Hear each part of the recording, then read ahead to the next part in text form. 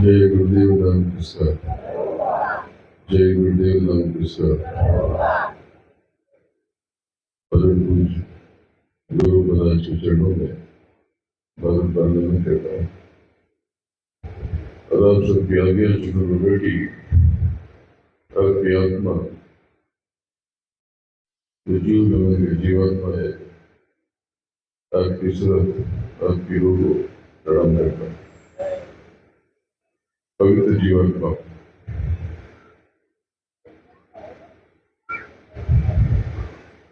आप सबका जन्म हुआ तो आप कहाँ से आए,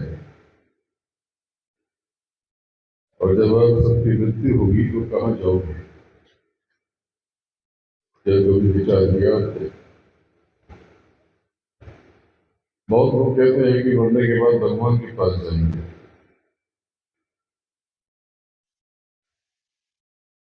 कैसे जाओगे? क्या कोई भगवान से मुलाकात तय हुई आपकी? जैसे कोई भी जाए और बोले कि राष्ट्रपति से मुलाकात करेंगे, प्रधानमंत्री से मिलेंगे। अगर राष्ट्रपति, प्रधानमंत्री, मुख्यमंत्री इनसे आपकी मुलाकात होने वाली है तो आपको अपने गांव में रहते ही मालूम हो जाएगा कि हमारी मुलाकात तय हो गई।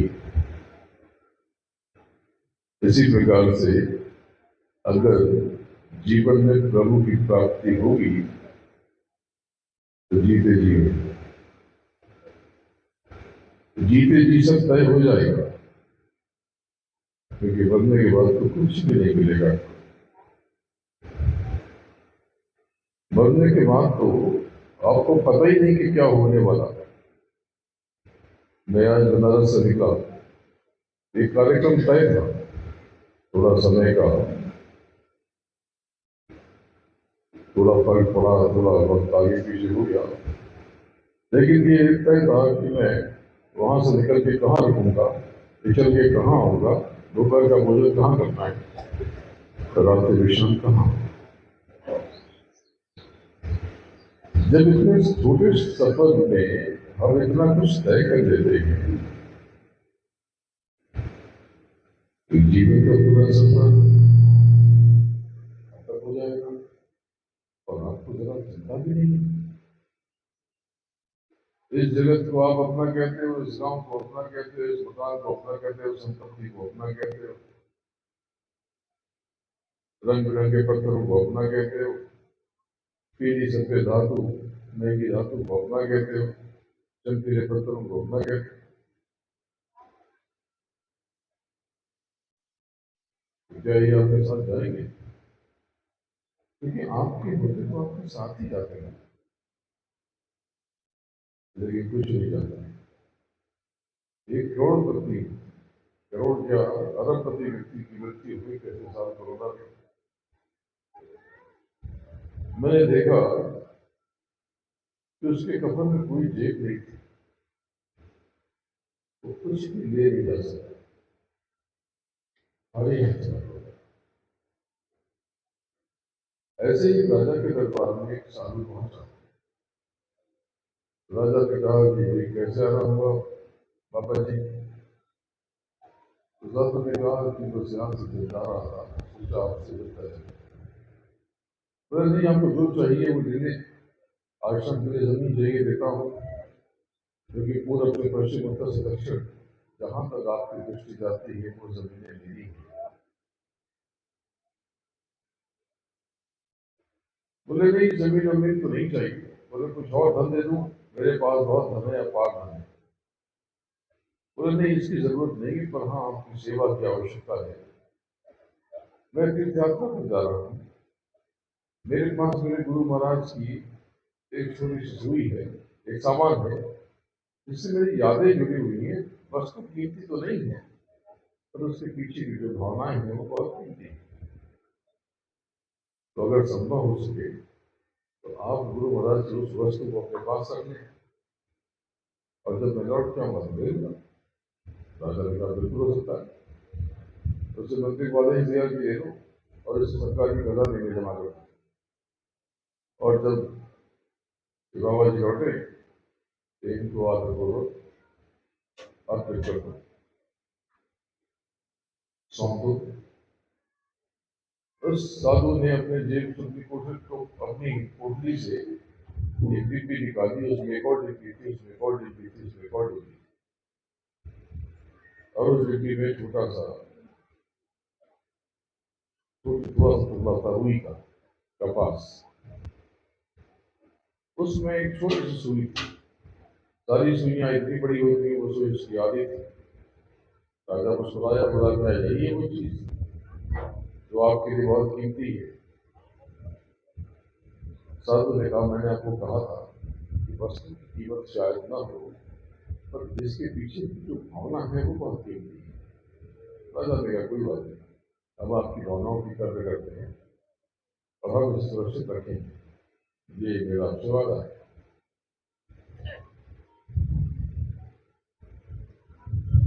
साधु जाने लगा, अचानक से वो पलटा, मतलब महाराज एक बात बतानी रह गई, कोई गफलत न हो जाए इसलिए कहता हूँ कि तीर्थ यात्रा पर जा रहा हूँ, हो सकता है मेरी देह का अंत हो जाए, मेरी देह शांत हो जाए। बोले तब क्या करना? बोले तब ऐसा करें कि आप ऊपर ऊपर तो आप भी आएंगे, देह का अंत तो आपकी भी होगा ना कभी तो। जब आप आएंगे तो आप लेते आइएगा ऊपर, वहीं पर ले लो। राजा का सर घूम गया, बोला ये क्या माजरा है? मंत्रियों से पूछा, बोले मंत्री ने कहा कि लगता है कि बहुत बड़ा भेद है और एक सुई के आप कर्जदार हो जाएंगे, आप दाता रहेंगे, आपके सर पे सुई का कर्जा आने वाला है। एक बुजुर्ग मंत्री ने कहा कि बिल्कुल ठीक बात है, मुझे लगता है कि इसमें कोई नसीहत है, आप चरण पकड़े और तुरंत इस मामले को ही खत्म करें। राजा ने चरण पकड़ लिए, उसने कहा छोड़ो छोड़ो। बोले कि ये क्या है, क्या कह रहे हैं, ऐसा क्यों कहा आपने? तो क्यों, इसमें क्या दिक्कत है? बोले ऊपर क्या कोई कुछ लेके जा सकता है? तो वो साधु मुस्कुराया, बोले तब क्या कह रहे थे? पूरब से पश्चिम, उत्तर से दक्षिण सारी जमीनें मेरी हैं, मेरे पास बहुत धन संपत्ति है, मेरे पास ये है, ये मेरा है, वो मेरा है। अरे जब तुम कुछ लेके जा ही नहीं सकते तो तुम्हारी हुई कैसे? मौत जिस समृद्धि को छीन ले वो तो कौड़ी की हुई। जैसे मैं आपके गांव में आया और यहाँ का मान लो कोई नियम है कि आप एक दिन से ज्यादा रह नहीं सकते, या एक हफ्ते से ज्यादा, या एक महीने से ज्यादा आप यहाँ रह नहीं सकते, आपको जाना पड़ेगा। यहाँ पर मुझे बहुत कुछ दिया, सोने दिए, चांदी दिए, खेत दिए, जमीन दिए, मकान दिए, लेकिन आपकी ग्राम सभा का नियम हो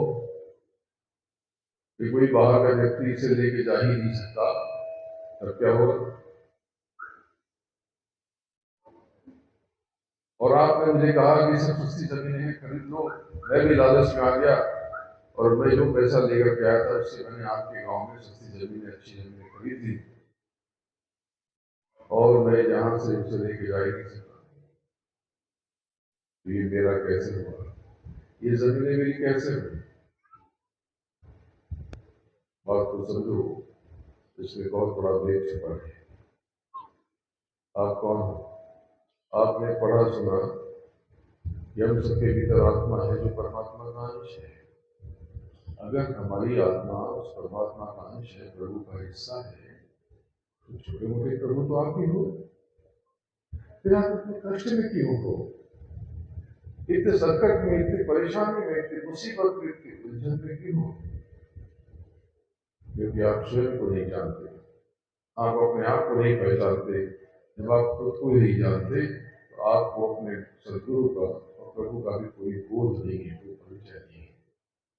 अगर आपने इनका परिचय पा लिया होता तो आपका जीवन पूर्ण रूप में बदल जाता, परिवर्तित हो जाता, रूपांतरित हो जाता। देखो, गुरु बहुत बड़ी शक्ति है, बहुत बड़ी ऊर्जा है। और जब मैं गुरु कहता हूँ तो उसका आशय सिर्फ गुरु महाराज है, मैं गुरु नहीं हूँ। मैं तो अपने गुरु के चरणों की रज फूल, मैं कुछ भी नहीं हूं। जो कुछ है वो मेरा मेरा गुरु है, मेरा सदगुरु है। लेकिन अगर आपको जानना है तो मेरा मैं क्या हूं ये जानना जरूरी कहाँ है? क्योंकि मैं तो न तो आपसे कुछ लेने आया, न कुछ मांगने आया, न कुछ सब बिगाड़ने आया, न कुछ लेके जाने के लिए आया। तो मैं क्या हूं ये इतना आवश्यक नहीं है, लेकिन आप क्या हैं ये जानना बहुत जरूरी है। ये जानना बहुत ज्यादा जरूरी है।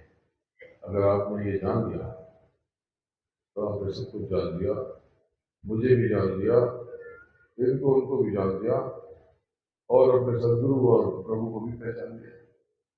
सब जान जाओगे एक क्षण में। तो ये जाना कैसे जाए? ये जानने के लिए आपको अपने भीतर उतरना होता है। ये कैसे उतरना हुआ? इसके लिए कुछ विधि है, कुछ तरीका है, विशिष्ट तकनीक है इसके लिए, जिसे मेरे गुरु महाराज ने हम सबको बताया और सिखाया। देखो, बिना गुरु के दया के कुछ भी नहीं हो सकता। इस धरती पर आप खड़े हो कैसे? तो आप कहते हो कि हमने पढ़ा है कि गुरुत्व शक्ति से, गुरुत्वाकर्षण से। अच्छा, ये ग्रेविटी या ग्रेविटेशनल फोर्स क्या है? गुरुत्व शक्ति क्या है? आप कहते रहेंगे तमाम उम्र, लेकिन आप सोच भी न पाएंगे गुरुत्व शक्ति का मतलब तो गुरु की शक्ति नहीं। गुरुत्वाकर्षण का अर्थ तो गुरु का आकर्षण है। आप बोलते जिंदगी भर हो, लेकिन आपको ख्याल कभी भी नहीं आता। गुरु बहुत बड़ी ऊर्जा है, बहुत बड़ी ताकत है, और आप भी बहुत बड़ी शक्ति है। क्योंकि 12 सूर्यों का प्रकाश, ये इतनी गर्मी है सूरज में, अभी तो ये जुलाई आ गया, लेकिन मई जून में इसमें बहुत ज्यादा प्रकाश और रोशनी होती है, बहुत तपिश होती है। तो बहुत तेजी में सूरज में जो प्रकाश और गर्मी होती है, इस सूर्य के प्रकाश से आपके भीतर 12 गुना ज्यादा रोशनी आपकी आत्मा में, और आपको पता ही नहीं, आप जानते हैं। इसलिए नहीं जानते हो, अगर कोई बच्चा बहरा हो जाए तो बोल भी नहीं पाता, वो गूंगा नहीं है, वो बोल सकता है लेकिन बोल नहीं पाता। वो कह रहा है, इसका मतलब कुछ शब्द कुछ तो निकल रहा उसके मुख से, लेकिन उसको शब्द पता ही नहीं है। इसी प्रकार से आपकी सूरत 5 तत्वों के एक खोल में डाल दी गई, और उस व्यक्ति ने उनका एक ताला रखा, और उसके ऊपर एक अंतःकरण चिपक गया, और 5 गुणों की 25 प्रकृति ने इसे घेर दिया। यानी एक हैलोजन, उसके ऊपर आपने अपनी कमीज डाली, फिर उसमें अपनी पतलून डाली, फिर आपने रजाई डाला, गद्दा डाला, कंबल डाला, तिरपाल डाल दिया, तो वो जो हैलोजन है वो अपने आप को अंधकार से न देता। तो उसको पता ही नहीं कि उसके भीतर इतना प्रकाश छिपा हुआ है। और आपके भीतर बहुत रोशनी है, क्योंकि आप जहां से आए हो, आप जिसका अंश हो, वो बहुत बड़ी चेतना है। आप कहां से आए हो? तो देखो, प्रेमी में पहले कुछ नहीं था, न हवा, न पानी, न किस्सा कहानी, कुछ भी नहीं था। बस एक नाम ही है, गुरु महाराज। बस यही गुरु है, दूसरा कोई गुरु नहीं होता। गुरु जैसा होना और गुरु होने में फर्क है। गुरु वो है जो ऊपर से आपके लिए उतरा हो, या फिर जिस नाम की कमाई करके अपना जिसने मालिक को पा लिया हो और मालिक के आदेश निर्देश से वो जीव की सभा करने आया, तीसरा कोई गुरु नहीं होता। तो पहले कुछ भी नहीं था, बस एक अनामी। इनकी मौत से विस्तार हुआ और संसार हुआ। इनकी मौत से, अनामी की मौत से अगम अलग असत्य लोग प्रकट हुए।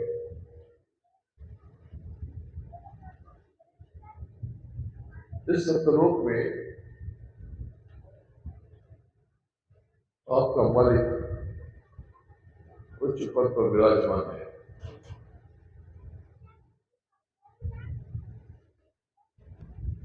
हंसी है और यहाँ पर आप कई सारी सुखे पूरे आनंद से। तो मालिक बड़ा विलक्षण है।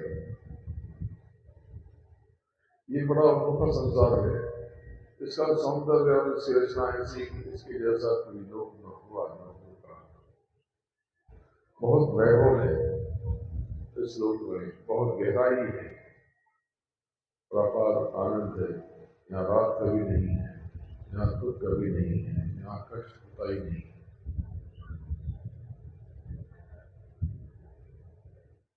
बड़ा अद्भुत लोक था।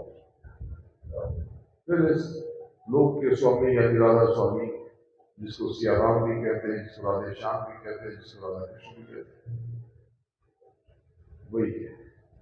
इसको सद श्री अकाल कहते हैं। तो प्रेम से जयकारा लगाते हैं, बोले सो निहाल सद श्री अकाल। ये वही है जहां बैठा है, वही सत्संग है, वही अकाल तख्त है। मुसलमानों ने इस मालिक को हक कहा। ये हक का स्थान है। फिर इसकी मौज हुई और पहले सूर्य तक, उसके पश्चात नीचे तक समुद्र विस्तार हो गया। मालिक ने 16 पुत्रों को नीचे उतार दिया और अलग अलग मकाम दे दिया, अलग अलग राज्य दे दिया।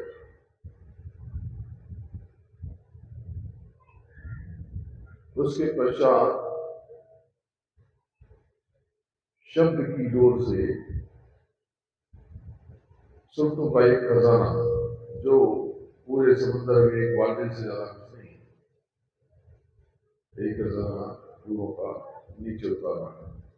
ये जो नीचे उतारा लोगों का खजाना, तभी आप उतरे और तब से आप उतरे तो आज तक अपने घर, अपने धाम, अपने लोग, अपने मालिक के पास लौट नहीं पाए। अपने उस लोक में आप पहुंच ही नहीं पाए जो लोक सबसे विलक्षण है। इस लोक में जितनी भी सुनते हैं सब सत्य है, सब मालिक है, सब सार है। ये कैसे? ये जब आप अभ्यास करोगे उससे समझ जाओगे।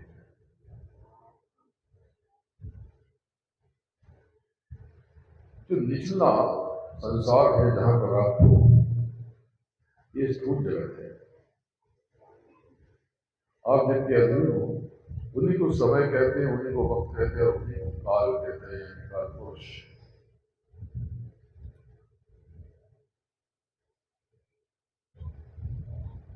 काल पुरुष, काल या विसर्ग।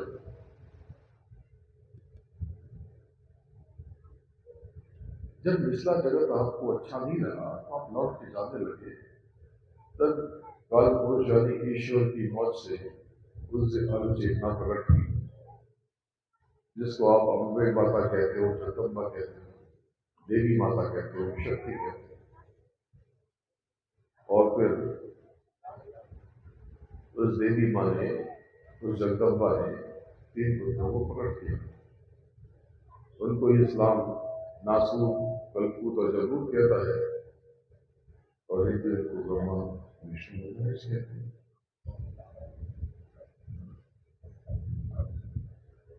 इसके पश्चात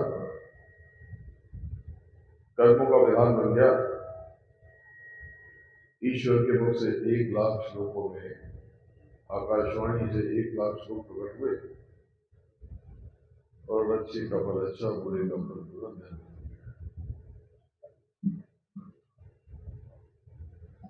करम प्रणाम दृश रशिया का जो दस करे सो दस अच्छा। तो प्रेमियों, कर्मों को लेकर बहुत सजग रहो। आप पहले जब नियम बन गया तो आपने कोई कर्म बहुत समय तक किया ही नहीं, तब ईश्वर के संकेत से, आदेश निर्देश से अम्बे माता ने एक बहुत बड़ी अद्भुत व्यवस्था कर दी। उन्होंने आपके भीतर अंतःकरण स्थापित कर दिया।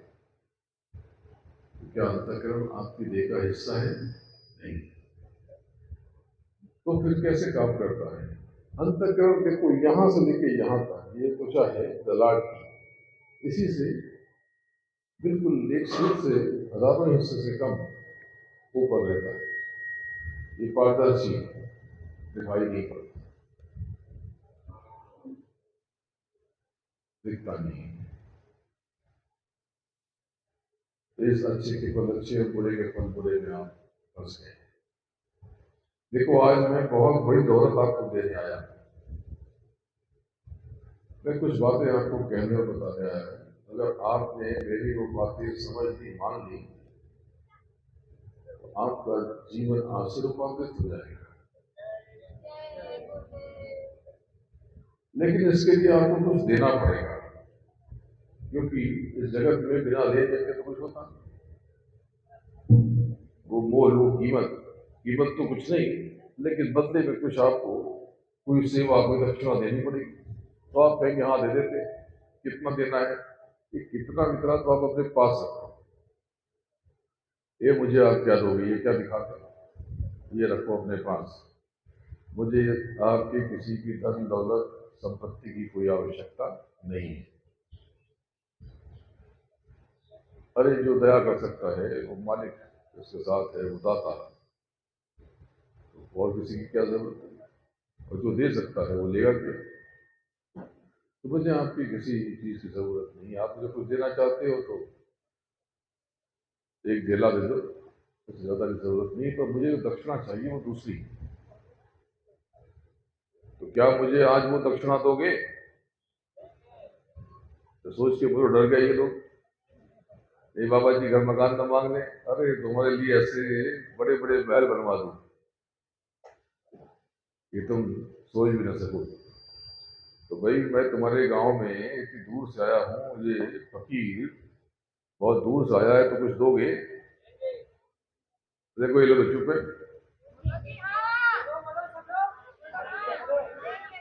देखो अभी कोई आवाज आई, यहाँ उठे। नहीं तो खाली यही दे रहे थे और कोई नहीं दे रहा था। चलो इतने हाथ उठ गए। चलो आज इस झोली में डाल देना। बहुत महंगी चीज मांग रहा हूं, होश उड़ जाएगा आपका।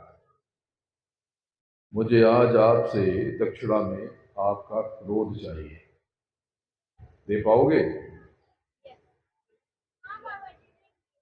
दो। और कौन कौन देगा? और तुम नहीं दोगे? कोई बच गया? ये माता जी बच गई। काफी लोगों ने दे दिया, शायद कुछ लोग रह गए, उनको सुनाई नहीं पड़ा। इतना ही नहीं है, अभी और महंगी चीज मांगने वाला। यही थोड़ी। मुझे आपका क्रोध चाहिए, आपकी उल्टी सोच चाहिए। आप जो बात बात में तैश में आ जाते हैं, गर्म हो जाते हैं, भड़क जाते हैं, आपका ये आवेश चाहिए।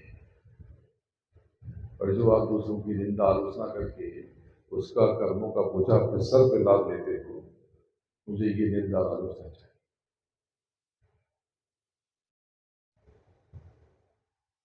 मैं तुमको वचन देता हूं, अगर तुमने आज मेरी झोली में ये दक्षिणा डाल दी, तो प्रेमियों में आज से ही तुम्हारा जीवन आमूल रूप से बदल कर रखूंगा।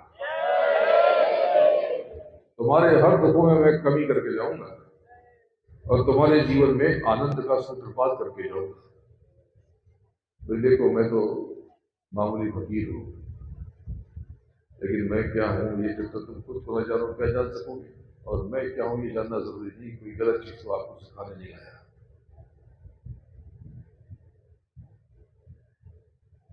लेकिन बात ऐसी है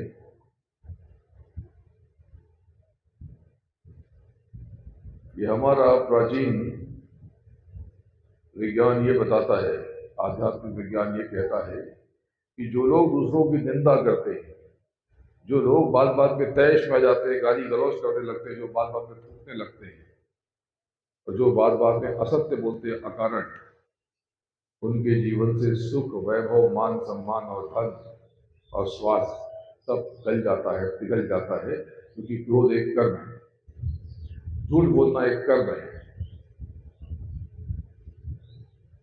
गाली गलौज करना, अपशब्द बोलना एक कर्म है। ये जरा सी कर्म से आपने अपनी फजीहत करा दी। इतना सुंदर जीवन प्रभु ने दिया था, सुंदर आंखें दी थी, कितना सुंदर मुखड़ा दिया था, हाथ पैर दिए थे, कितनी व्यवस्था सुविधा कर दी, भूमि दे दी, आप जो बीज वो उग जाता है। लेकिन कर्मों के बीज आपने कैसे बो डाले? अनजाने में। दुश्मनों से, विरोधियों से उतना कष्ट नहीं होता जितना अपनों से कष्ट हो गया है। ये जो खून का रिश्ता, आपने इसको खून रिश्ता बना दिया, ये क्या कर दिया? बर्दाश्त न कर सके। बड़े को उम्र में बड़ा होने का गुरु, छोटे को थोड़ा बहुत किताब पढ़ के ज्ञानी हो जाने का गुरु। हर कोई अपने ऐठन में अरे माफी मांग लेते, तो आप कहते हमने कुछ गलत किया ही नहीं। अरे ये अकड़ छोड़ो, ये तो अहंकार है, ये मन बुद्धि चित्त अहंकार आपके साथ खेल कर रहे हो और आप समझ नहीं पा रहे। सत्संग खूब सुन लेते हो, और जब उतारने की बारी होती है तो सर नील बटा सन्नाटा। अरे भाई, आपकी कोई गलती नहीं है और सामने वाला आपके ऊपर आरोप लगा रहा है, तो इसमें दो बातें, या तो वो आरोप सही है या सही नहीं है। अगर सही है तो आपको माफी मांग करके सुधार करने की जरूरत है, और अगर सही है तो माफी तो बनती है। अगर सही है तो माफी तो बनती है, और अगर गलत है तो आपके ऊपर लागू ही नहीं होती, आपके ऊपर लागू ही नहीं होती। आपने माफी मांग ली तो माफी तो कहीं गई नहीं। देखो प्रेमियों, ये जो ऐंठ करके अहंकार में ये जो बड़प्पन दिखाया जाता है, ये बड़प्पन नहीं है। बड़प्पन सूक्ष्मता में है, सूक्ष्म जाने में विराट होने की कुंजी छुपी है। कहते भी निर्बल केवल राम, खुद को नाची समझो, खुद को छोटा समझो तुम बड़े हो जाओगे। लघुता से प्रभुता मिले, और प्रभुता से प्रभु दूर, और चीटी शक्कर ले चली और हाथी के सर दूर। जो भी रिश्ते हैं इनका सम्मान करो। पहले बड़ा परेशान होता था, मेरी परवरिश शहर में हुई, तो गांव में जब कहीं किसी के जानने वाले के पास जाऊं तो कहे कि बाबू और मत जा। मैं क्यों? मैं और पटीदार हूं। मैं ये समझता था कि पटीदार भी हमारा दुश्मन होता है। मैं यही समझता था कि जो गांव में इसको पटीदार कहते हैं बहुत खतरनाक होता है। बाद में समझ में आया वो तो सगे में सगा है। आपने रिश्तों को तो तहस नहस कर दिया। ये क्या सोच बना दी? रिश्तों में गर्माहट लाओ, अपने जीवन को फूल सा महकाओ, और इस मकड़ जाल में मत फंसो। चमकती चीज को सोना समझकर बहुत पछताए किसको क्या समझकर। और कितनी सारी बेड़ियों को पहन लेते हैं हम गहना समझकर, बड़े गर्व से पहन लेते हैं। सारी झूठी बातें। ये जो आप क्रोध करते हो, तैश में आते हो, जो शिकायत करते हो हमें कुछ नहीं मिला, भगवान ने कुछ नहीं दिया, अरे तो क्या भगवान पक्षपाती है? तुम्हारी तकदीर खराब लिखेगा, उसकी अच्छी लिखेगा? ये तो वही बात हो गई कि मैं कहूँ कि आपका बैंक अच्छा है तो मेरा बैंक बड़ा खराब है। क्यों? क्योंकि आपके बैंक में पैसा रहता है, मेरे बैंक में पैसा खत्म हो जाता है। अरे, आप जमा करते हैं तो पैसा रहता है, आपने कर्म किया, प्रारब्ध बनता चला गया, और किसी ने उल्टे कर्म किए, उसका प्रारब्ध बिगड़ता चला गया। कोई प्रभु आपके प्रारब्ध का जिम्मेदार नहीं है। आप कहते जो भगवान की मर्जी, जैसन भगवान चाहिए वैसन हुई, गलत नहीं है। जैसा आप चाहेंगे वैसा होगा। आपने अपने जीवन को बिगाड़ा है। मैं ही सबब था आपके लिए अपनी शिकस्त का, और इल्जाम अब की बार भी किस्मत के सकते हैं। तो ये दक्षिणा मुझे आज आप दे दो। तो दूसरी बहुत सुंदर चीज बताता हूं, गुरु महाराज का स्पष्ट संकेत।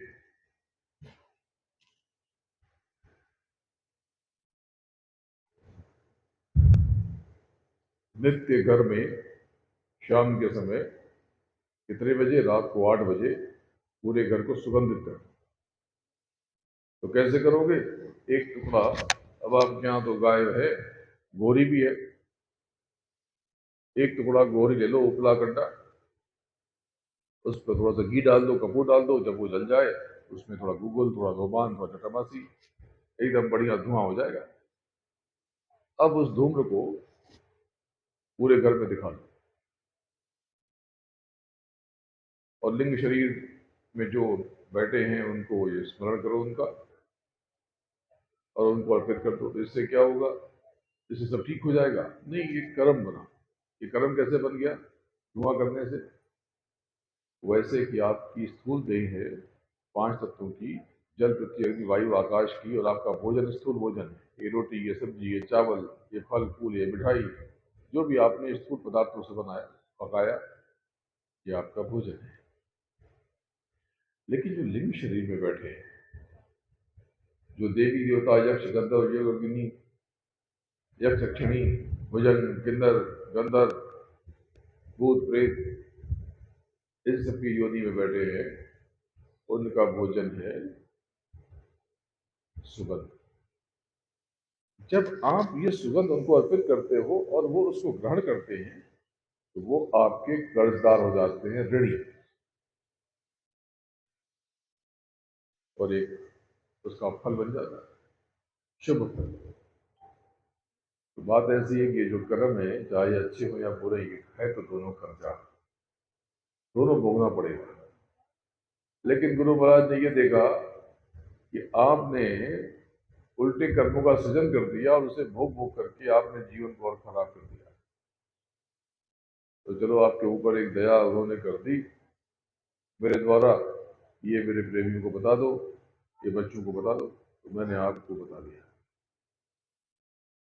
अब यहां से आपके जीवन की दशा और दिशा बदलनी शुरू हो जाएगी, क्योंकि आपने अपने जीवन को खराब करने वाली जो जो चीजें थी मुझे आज पेट में दे दी, और आपने ये सुगंध कर दिया। तो बड़ा धीरे धीरे आपके जीवन में सकारात्मक कर्मों का सृजन होने लगेगा, और नया प्रारंभ बनने लगेगा, और आपके जीवन में धीरे धीरे फूल खिल जाएंगे। जब भी बनना, किसी के होठों की हंसी बनना, किसी के आंख का आंसू मत करना। कर्मों को लेकर सजग रहो, अपने कर्मों की जिम्मेदारी लो। दूसरे क्या करते हैं, कौन क्या करता है, वो सही है या गलत, वो अच्छा है या बुरा, वो जाने। इसके फेर में आप कहां पढ़ते हैं? इसके फेर में आप कहां पढ़ते हैं? और सबसे बड़ी चीज है कि गुरु महाराज का स्मरण करते थे, और अपने भीतर जानने की एक तरकीब, इसको कहते हैं सुमिरन, इसको कहते हैं ध्यान, इसको भजन। इसके लिए नामदान की जरूरत पड़ती है। जब तक आपको नामदान नहीं मिलता, इंतजार करो। गुरु महाराज का संकेत है कि जल्दी नए जीवों पर दया होगी, और तब तक के लिए आपके लिए नाम है जय गुरुदेव। ये जो जय गुरुदेव है, ये बहुत बड़ा मंत्र है। ये कलयुग का जगाया हुआ बहुत शक्तिशाली और करिश्माई मंत्र है। जब भी आपके जीवन में मुसीबत आए, कष्ट आए, परेशानी आए, आप बस अंतर में पुकारना शुरू कर दो, जय गुरुदेव, जय गुरुदेव, जय गुरुदेव, जय। आप देखो, दया हो जाएगी। ये मत कहना कि बहुत परेशानी है, बहुत परेशानी है, कहना कि दया हो जाए, दया हो जाए, दया हो, दया हो, दया हो। जय गुरुदेव दया हो, जय गुरुदेव दया। बस ये दस्तक लगाना और अपने जीवन में करिश्मा देखना। जब भी बनना किसी के होठों की हंसी बनना, खुशी बनना, किसी का आनंद बनना, किसी के आंख का आंसू मत बनना, नहीं तो उसके आंसुओं के सैलाब से तुम बह जाओगे। किसी को पीड़ा मत पहुंचाना। गलती से कभी कोई पीड़ित हो गया, अनजाने में आपने तैश में कोई बात कह दी और उसको दुख हो गया, तो तुरंत कुछ करो। क्या करूं? ये तो आपने मुझे सेवा में दक्षिणा में दे दिया और आपने इस्तेमाल कर दिया, तो चोरी हो गई। जैसे आपने मुझे कोई गाड़ी दे दी और बाद में वो गाड़ी मैंने नीचे खड़ी की, आपके पास एक और चाबी थी, आपने चाबी घुमाई और चल दी, ये क्या हुई? ये चोरी हुई। ये चोरी ठीक नहीं है। तो क्या करना है? इसका किराया दे दो। बोले हाँ ठीक है, कितना दे दें? कितना नहीं, ये कितना ये अपने पास रखो। मुझे जो किराया चाहिए, माफी, क्षमा मांग लो। मुझसे नहीं, उससे जिसके ऊपर आपने बरात लगाई। तो देखो, ये तीन चीज आपको बताई, सुमरन, ध्यान और वचन। सुमरन, एक माला ले लेना,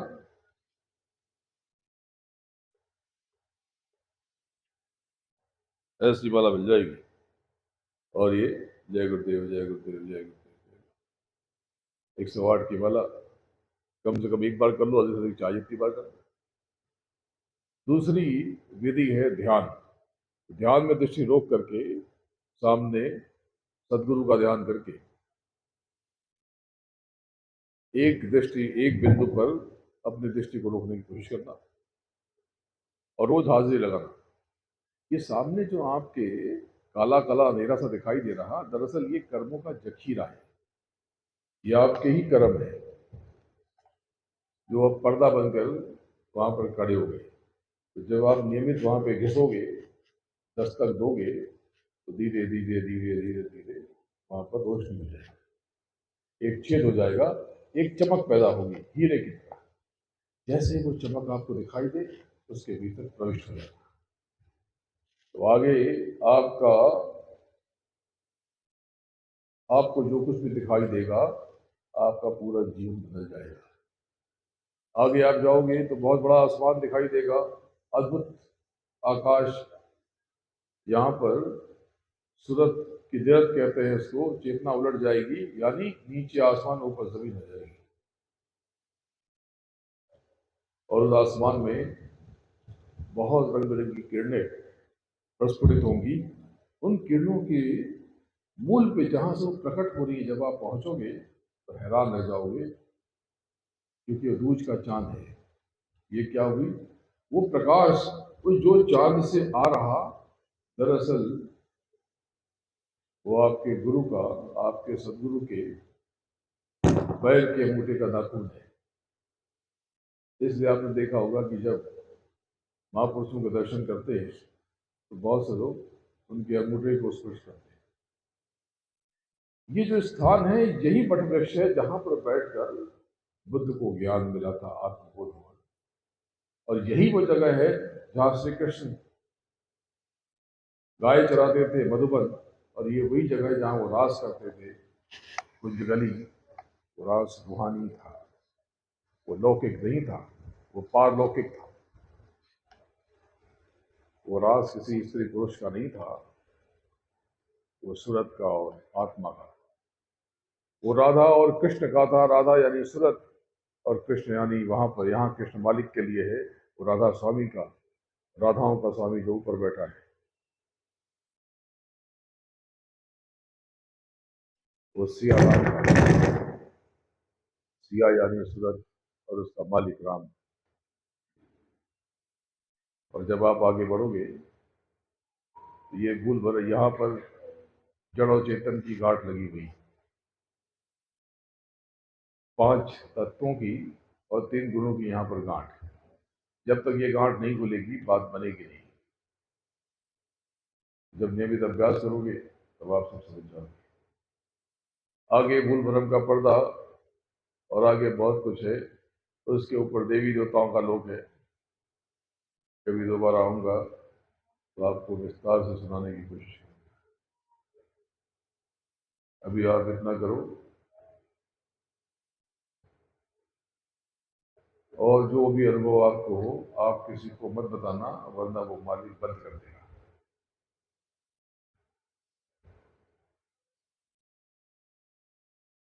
गुरु को तो बताना, लेकिन और किसी को नहीं। आप ये कह सकते हो मुझे बहुत कुछ अनुभव हो रहे हैं जो मैं बता नहीं सकता या बता नहीं सकते। और जो अनुभव हो रहे हैं उसको उसमें खो जाने की कोशिश करो, और उसमें शब्द की जो डोर आपके हाथ में आएगी उसको पकड़ के ऊपर चढ़ने की कोशिश करो। ऐसा अद्भुत मंजर, ऐसा अद्भुत अनुभव आपको पहले कभी नहीं हुआ होगा। इतना सरल और सच्चा मार्ग, न बड़े बड़े जप और तप, न बड़े बड़े होम और हवन, न एक पैर पर साधना, इतना सहज निर्बल अपने घर में, अपने बिस्तर पे, अपने खेत खलियान में बैठ करके आप इसको कर सकते हैं। तो प्रेमियों, ये सांसों की पूंजी खत्म हो रही, सबकी खत्म हो जाएगी। आज से 100 सालों के बाद इस धरती पर जितने मनुष्य हैं इनमें से कोई भी नहीं होगा। मतलब मतलब कि जो बच्चा आज पैदा हुआ, आज से 100 सालों के बाद वो 100 साल का हो जाएगा। तो संभावना है कि वो देह छूट जाए उसकी। और यहाँ जो बैठे हैं, जो 50 के ऊपर के हैं, तो 50 साल भी चल पाएंगे नहीं चल पाएंगे किसको पता है। और जो बच्चे हैं वो भी निश्चित रूप से, जो 10 साल या 20 साल के हैं, वो 100 सालों में 110 और 120 की हो जाएंगे, वो भी कहाँ रहेंगे। बात को समझो। ये जगत जिसके पीछे भागते हो, ये दुनिया ऐसे नहीं मिलती। तो कैसे मिलती है? सेवा से। सेवा खूब करो, क्योंकि सेवा वो कर्म है जो आपको सब कुछ दे देता है। और गुरु की बंदगी में रहना, उसके इशारे पर रहना, गुरु के चरणों में लीन और विलीन होकर आत्मधन की कमाई करते रहना, बिना गुरु के कुछ नहीं हो सकता। एक गाय जंगल में घास चर रही थी। कुछ ससराहट हुई, समझ गई, दौड़ के भागी। दरअसल वहीं पर एक शेर छिपा हुआ है। शेर ने छलांग मारी, लेकिन गाय फिसल करके, सामने पोखरा था, तालाब, उसमें कूद पड़ी। शेर भी कूद पड़ा, लेकिन पानी बहुत कम था, कीचड़ बहुत ज्यादा था। गाय थोड़ी सी कोशिशों में ही आगे जाके फंस गई, और शेर उसके ठीक पीछे। इतनी कि अगर गाय पूंछ हिलाती ही तो शेर के मुंह पर आ जाता। जितना ये उछलने की कोशिश करे उतना धंसते जाते। गाय चुपचाप खड़ी हो गई, कुछ नहीं। शेर की गर्दन, खाली सर बचा।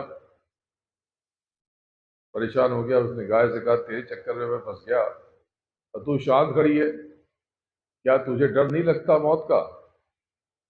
तू इतनी निश्चित कैसे है? तेरे चेहरे पर चिंता की कोई लकीर नहीं है, कोई शिकन तक नहीं है, और हम इस भवसागर में फंस गए।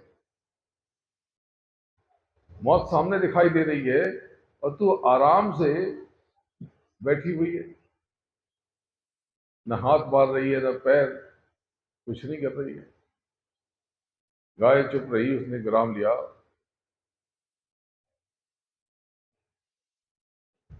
और धीरे से उसने पूछा कि क्या कोई तुम्हारा गुरु है?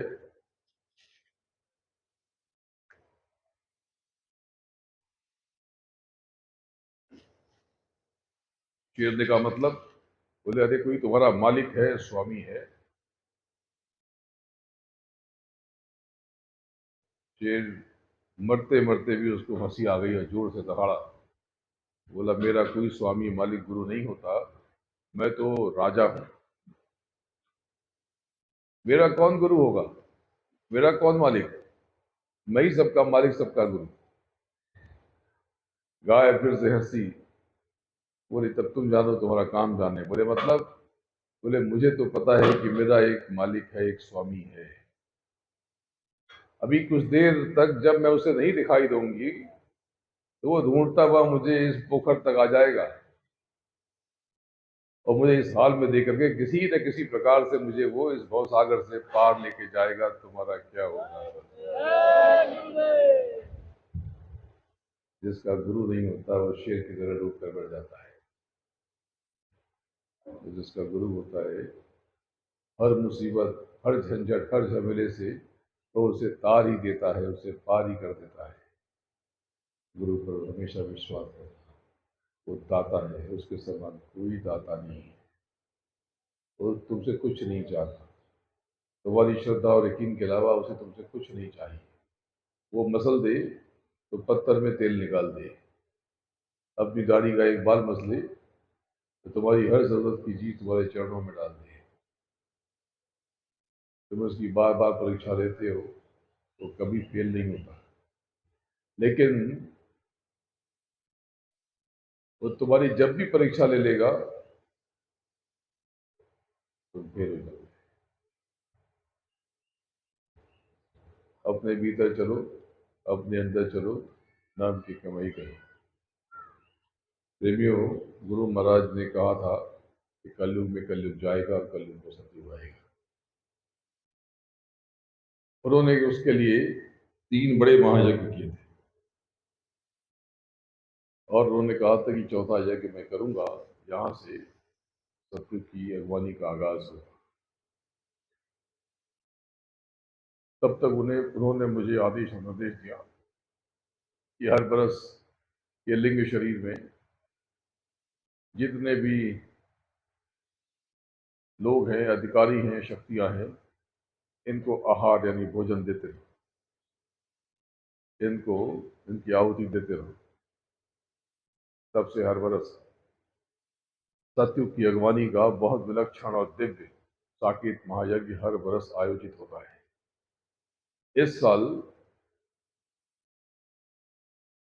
ये अद्भुत यज्ञ, चमत्कारी यज्ञ, ऐसा यज्ञ जिसमें दैविक शक्तियां प्रकट होती हैं, स्वयं आती हैं। अगर आपको यकीन न हो तो आप यहाँ बैठे प्रेमियों से मांग के देखो, आपको तस्वीर दिखा देंगे और आपके रोंगटे खड़े हो जाएंगे। एकदम स्पष्ट शक्तियों का परिचय पाकर आपके होश हो जाएंगे। तो वो यज्ञ, वहां पर अलौकिक शक्तियां आती हैं। इस बार 30 अक्टूबर से यानी छठ पूजा जिस दिन शुरू होती है उस दिन से आरंभ होकर के उस दिन से आगाज होगा, शुरुआत होगी और 8 नवंबर तक ये यज्ञ चलेगा। और इस बार ये यज्ञ उत्तराखंड, देवभूमि उत्तराखंड के रामनगर में संपन्न होगा, जहाँ पर बहुत बड़ा नेशनल पार्क है, बहुत बड़ा जंगल है, बहुत खूबसूरत स्थान है। उसका नाम है जिम कॉर्बेट नेशनल पार्क। बस वहीं पर आप इन प्रेमियों से संपर्क करना। मैं आपको न्योता देता हूँ, आप वहाँ ज़रूर आएं और आकर देखें। आप वहाँ पर अपने कर्मों की आहुति दें और अपने जीवन में अद्भुत फर्क देखें। वहाँ आकर के अपने जीवन के जितने भी उल्टे पुल्टे कर्म हैं, इन सब को हवन कुंड में अर्पित कर दें, अर्पित और समर्पित कर दें। तो प्रेमियों, आप जरूर आना और देवियों, आप भी आना। इस बार से वहां नई व्यवस्था होगी, क्योंकि जो ये विद्वान काशी के ये कर्मकांड कराते हैं, उन्होंने बताया कि भाई हमारे शास्त्रों में ये विधान है कि केवल पुरुष ही आहुति देते हैं। तो मैंने कहा लेकिन जो हमारी देवियां हैं इनके लिए भी कुछ हमें सोचना होगा। तो हर बार देवियां मन महसूस के रह जाती थी, पर इस बार बहुत दिव्य व्यवस्था होगी। एक हवन कुंड में जिसमें अग्नि नहीं होगी, वहां पर देवियां अपने आहुतियां प्रदान करेंगी और उनकी सारी आहुति मैं प्रदान करूंगा। ये बहुत विलक्षण, सृष्टि में आज तक नहीं हुआ ऐसा अद्भुत प्रयोग। गुरु महाराज ने कहा कि इन देवियों के लिए कुछ करना होगा, तो मैंने ये बेड़ा उठा लिया। इन सब देवियों की आहुति वो भी डालेंगी और इनकी आहुति मैं भी डालूंगा। तो आप सब वहां पर आओ, तन मन धन से आप वहां सेवा करो और अपने जीवन में चमत्कार को महसूस करो। उस हवन कुंड में अद्भुत दवा बनती है। पिछले हवन कुंड की विभूति यहाँ पर शायद होगी, है इनके पास अवश्य होगी। ऐसी चमत्कारी विभूति, ऐसी भस्म है वो कि अगर आपको कोई भी कष्ट हो जाए, रात को 2 बजे भी तबीयत खराब हो जाए, या कोई आरोप लग जाए, कोई पुलिस केस हो जाए, कोई झगड़ा हो जाए, लड़ाई हो जाए, कोई अपमान कर दे, आप उसको जरा सा सर पे लगा लो और मालिक का स्मरण करो, सदगुरु की को याद करो, उनका स्मरण करो, बहुत जल्दी दया दया हो जाएगी और आपके कष्टों में कमी हो जाएगी। और उसमें ये तो जिस हवन कुंड में मैंने आहुति दी उसकी महिमा, और दूसरे अन्य जो कुंडों की भस्म है, विभूति है, वो पैकेट अलग से ही दे देंगे आपको। उसको थोड़ी सी चीनी में, मोटे दाने की चीनी में मिला करके रोज घर के हर कोने में एक एक दाना छिड़क देना। आपके जीवन से रोग, शोक, अशांति और आर्थिक कष्ट धीरे धीरे न्यूनतम हो जाएंगे, कम हो जाएंगे, छोटे हो जाएंगे। पर एक बात का ध्यान रखना, इन सब को संतुलित करने के लिए, इनके असर को पाने के लिए वो चीज चाहिए जो अभी आपने वादा किया है, वो दक्षिणा। आपका क्रोध, आपकी उल्टी सोच, आपका संदेह, दूसरों की निंदा, आलोचना, ये आज मुझे चढ़ा के देखो, अर्पित करके देखो। अगर आपका जीवन परिवर्तित न हो तो मेरा नाम बदल देना, ये वादा करके जा रहा हूं। और एक बात और, कि आने वाला समय बड़ा कठिन है। ये सब जो कुछ हो रहा, इस जो आज की परिस्थिति, ये स्थिति है विश्व की, ये सब मैंने कुछ समय पहले बता दिया था। जो लोग मुझे सुनते हैं उनको पता है कि ये सब मैंने कह दिया था। तो आगे समय बहुत कठिन आ रहा, लेकिन गुरु महाराज पर यकीन करना, इन पर विश्वास करना, समय अच्छा आए या खराब, संसार में आग लगे या संसार बह जाए, लेकिन तुम्हें कुछ भी नहीं होगा, ये वादा। और दूसरा सबसे बड़ा वादा,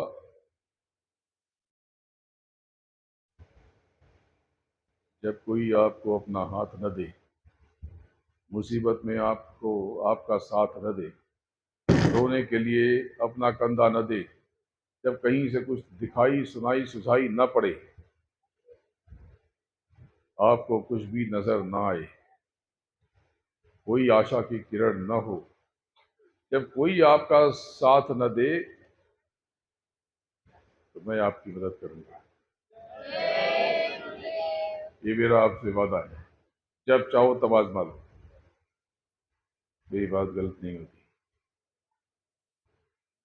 मेरी बात गलत कभी नहीं होती। और प्रेमियों, ये जो आपको बताया सुमरन, ध्यान और भजन, ये नियमित करते रहो। और एक बहुत बड़ी बात, जो नए सत्संगी है उनको शायद पता ना हो, लेकिन जो पुराने हैं वो जानते हैं। हमारे गुरु महाराज ने कहा था, उनके गुरु महाराज का, दादा गुरु का मंदिर गुरु महाराज ने बनवाया, बड़ा दिव्य अलौकिक, और देवता बैठकर बरकत बांट रहा। उन्होंने कहा कि ये मेरे गुरु महाराज का मंदिर है, ये स्थान है, तो गुरु महाराज का स्थान इस तरफ रहेगा और मेरा स्थान बना देना इस तरफ। पर जिनसे उन्होंने ईंट रखवाई वो पलट गए, और कुछ समय पहले उन्होंने घोषणा कर दी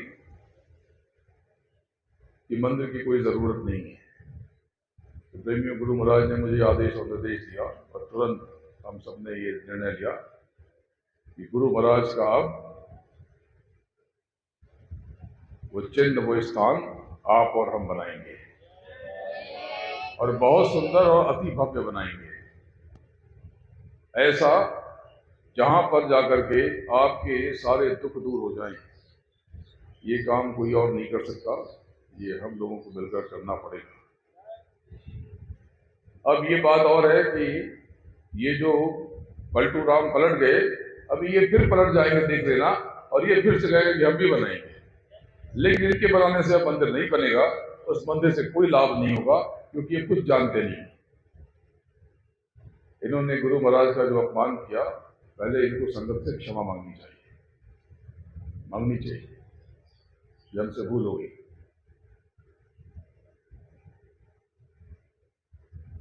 हमारे गुरु महाराज अनामी पुरुष है, ये सर्वशक्तिमान है, इनको कभी मत भूलना, कभी मत छोड़ना, इनको याद करते रहना।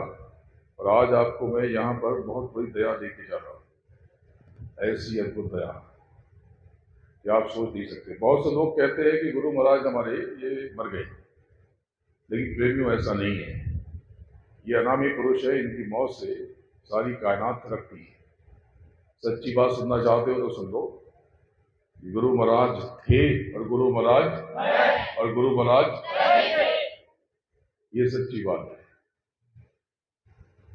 मेरा शरीर रहे न रहे, मैं रहूं न रहूं, कोई रहे न रहे, पर ये एक समय ऐसा आएगा कि अपना परिचय स्वयं देंगे, ये कहीं नहीं जाते। ये अनामी पुरुष है, इनकी मौत से ही सारा विस्तार हुआ, इनकी मौत से ही मैं हूं और इनकी मौत से ही आप हैं, आप सब हैं। इनका साथ कभी मत छोड़ना, इनको कभी मत भूलना। और मुझे तो आपसे बहुत प्रेम है, अगर प्रेम न होता तो मैं इतनी दूर आपके पास कैसे आ पाता। एक हफ्ते पहले, 10 दिन पहले मैं अमेरिका में था। 10 दिन पहले 7 तारीख तक मैं अमेरिका में था, और वहां से बम्बई आकर के एक दिन आराम करके निकल पड़ा आप सबके लिए। तो बिहार की यात्रा करते हुए बनारस पहुंचा, और आपके पास आज सुबह से आप सबको देखने के लिए मैं दिख रहा था। पूरी रात में सो नहीं पाया, क्योंकि मुझे आप सबके पास आना था। मुझे आप सबसे बहुत प्रेम है, ये सच्ची बात कह रहा हूं। इस देह में बहुत से लोगों ने मुझे पहली बार देखा होगा, लेकिन आप गौर से देखो, आपको लगेगा कि आप मुझे जन्म जन्म से जानते हैं, क्योंकि यही सच है। मैं आपका हूं और आप मेरे हैं। आपको कोई भी कष्ट होगा, कोई भी दुख होगा, तो वो पीड़ा मुझे होगी। जब आपके पैर के नीचे एक कांटा आएगा, तो आप गौर से देखना, उस कांटे के ऊपर और आपके पैर के नीचे आपको मेरा हाथ महसूस होगा। आज से आप निश्चित हो जाओ प्रेमियों, बस अपने कर्म को नंबर बिगाड़ना बातचीत में। देखो, ये जो देवियां हैं, इनका चित्त और अंतर्मन बहुत कोमल होता है। ये अपना घर छोड़कर आती हैं, ये देवियां हैं। प्रेमियों, इनकी इज्जत करना, इनको प्रेम देना। इनको आपसे कुछ नहीं चाहिए, आपसे क्या मांग लेती हैं? बदले में आपकी सेवा करती हैं, आपका घर संभालती हैं, आपके बच्चों को जन्म देती हैं, उनको पाल पोस के बड़ा करती हैं। बदले में क्या लेती हैं? इनको आपसे कुछ नहीं चाहिए, केवल सम्मान चाहिए, प्रेम चाहिए। इतना आपने दे दिया तो ये बहुत है। इनसे मीठी बात करो, इनसे कड़वी बात मत करो। थोड़ी गलतियां कर देती हैं ये, लेकिन आप समझाओगे तो समझ जाएंगे। इनका सम्मान देना। जिस घर में स्त्रियां, चाहे वो माँ हो, चाहे वो बहन हो, पत्नी हो, बेटी हो, बुआ हो, वो पसंद रहती हैं, तो वहां फूल खिलते हैं, वहां संपत्ति होती है, क्योंकि जहां सुमति वहां संपत्ति रहना। वहाँ आनंद होता है, वहाँ उत्सव होता है। लेकिन जहाँ पर जिन घरों में उनकी आंखों से आंसू निकलते हैं, वो बेचैन रहती हैं, दुखी रहती हैं, वहाँ पे कुबेर का खजाना भी खोल दोगे तो कुछ नहीं मिलेगा। लेकिन देवियों, ये जो पुरुष है, आपको भी तो समझना चाहिए कितनी मेहनत करते हैं ये दिखते बहुत मजबूत है, लेकिन आप भी जानती हो, मैं भी जानता हूँ कि अंदर से बच्चे होते हैं।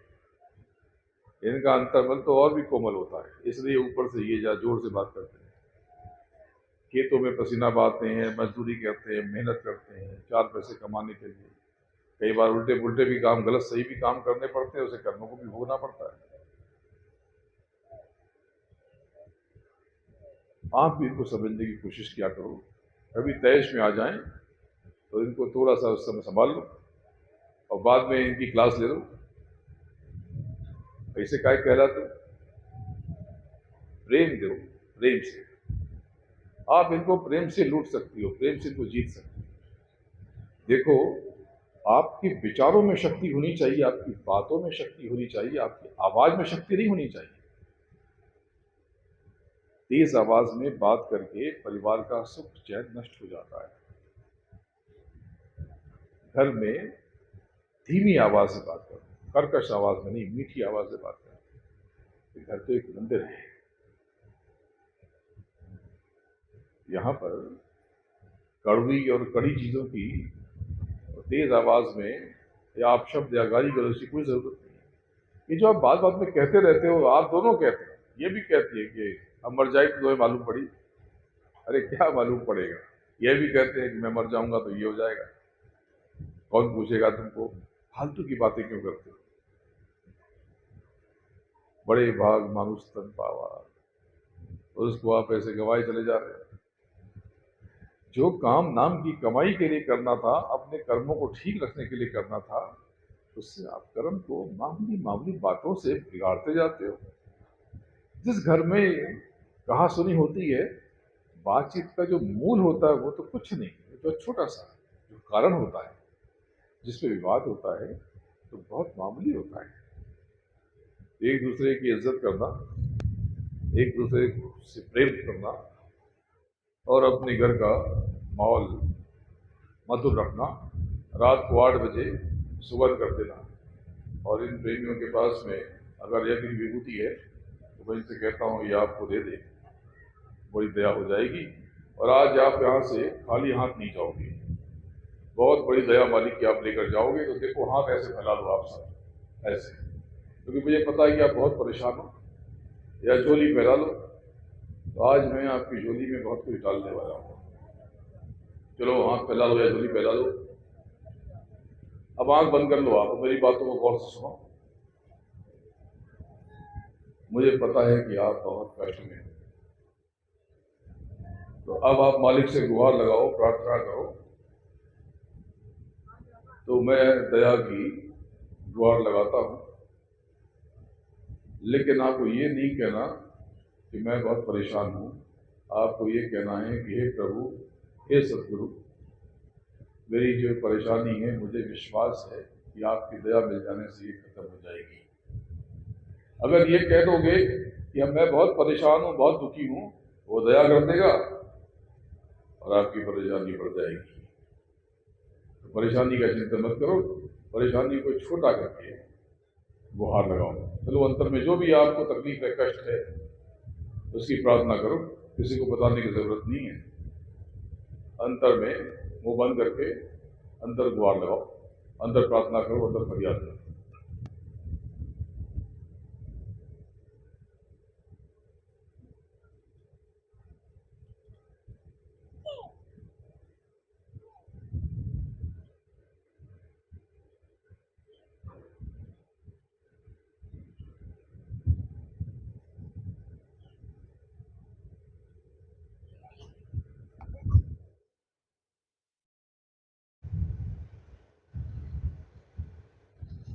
मुझे देखो प्रेमियों, सब कुछ सेवा से है। अगर आप बाहरी संपत्ति भी चाहते हो तो ये सेवा से, अभी कल प्रधान विश्व दशहरा था, जो जस करे तो सच्चा था। सेवा खूब करना, आपके घर में कोई भी आ जाए, आपके घर में 4 रोटी ही हो, 2 रोटी उसको खिला दे। भाई एक समय भूखे भी रहना पड़े तो रह जाना, लेकिन जहां आवश्यकता हो वहां जरूर करना। और अच्छी संगति से ही जीवन बनता है। संगत की भी सेवा करते रहना और गुरु की सेवा रोज की एक छोटा सा कोई चवन्नी अठन्नी रुपया, 10 रुपया, 20 रुपये, ये संगत के लिए और गुरु के लिए हर सदस्य के नाम से अलग करते जाओ, और जब महीना पूरा हो तो सही जगह उसका इस्तेमाल कर दो, पहुंचा दो जहां भी पहुंचाना। क्योंकि ये बीज होते हैं, ये कर्म ही बीज है। जैसे आप खेत को जोतो खूब, पानी बहुत अच्छी हो जाए, खाद बहुत अच्छी डाल दो, तो क्या फसल हो जाएगी? नहीं, क्योंकि आपने बीज ही नहीं डाला। बीज नहीं डालोगे तो कुछ भी पैदा कैसे होगा? इसलिए अगर आपको मोक्ष चाहिए, मुक्ति चाहिए, तब आपको श्रद्धा देना पड़ेगा। अंतर में जाकर के गुरु के चरणों में आपको समर्पित होना पड़ेगा। आपको प्रेम चाहिए तो प्रेम देना पड़ेगा, आपको सम्मान चाहिए तो सम्मान देना पड़ेगा, आपको भोजन का, अनाज का सुख चाहिए तो भोजन और अनाज देना पड़ेगा, आपको धन चाहिए, समृद्धि चाहिए तो धन के बीज डालने पड़ेंगे। जैसा चाहिए, जो बीज चाहिए, जो फल चाहिए, उसके बीज आपको बोने पड़ेंगे। लेकिन अगर कुछ न बोगे तो पाओगे कैसे? ये जो अंतर्मन की गरीबी है, ये सबसे बड़ी गरीबी है। तो अपने कर्मों के बीज डालते रहना और यज्ञ में चलने की तैयारी करो। तारीख लिख लो, 30 अक्टूबर से 8 नवंबर, मैं वहां पे 2 दिन पहले पहुंच जाऊंगा। आप समय में पहुंचो। जो सेवा करने वाले लोग हैं, जो सेवा करना चाहते हैं, वो पहले आ जाए।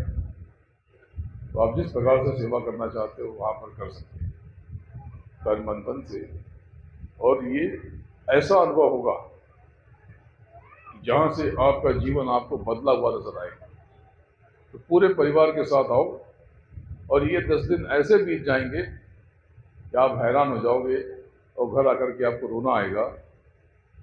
तो जगह की याद आएगी, उस यज्ञ की याद आएगी, सत्संग याद आएंगे, और आपके हृदय में गुरु के लिए अपार प्रेम प्रस्फुटित होने लगेगा, क्योंकि आपको वहां पर आकर के अपने गुरु की, सदगुरु की हैसियत का अंदाजा होने लगेगा। आपको अंतर में महसूस होने लगेगा, ये जो कुछ करते हैं मेरे लिए करते हैं, इनका जो भी कदम है मेरी राह है। तो आपसे मुझे बहुत प्रेम है। पूरी देह में तकलीफ है, चलने फिरने में थोड़ा अस्थायी कष्ट है। ऐसे तो मैं दौड़ता हूँ पूरे विश्व में, पूरे संसार में मैं दौड़ता रहता हूँ आपके लिए, लेकिन ये आप सबका जीवों के कर्मों का बोझ ये थोड़ा सा है, ये तो 4 दिन में खत्म कर दूँ। लेकिन मैं आपको बहुत याद करता रहूँगा, आप भी मुझे याद करते रहना, नाम की कमाई करना, और जो दक्षिणा दी है, जो वचन दिया है दक्षिणा का, इसकी लाज रखना, इसका निर्वहन रखना। बोलो जय गुरुदेव, जय गुरुदेव, जय गुरुदेव नाम किसका, जय गुरुदेव नाम किसका। गुरु महाराज के चरणों में बारंबार नमन करता हूँ और आप सबको प्रणाम करता हूँ। जय गुरु।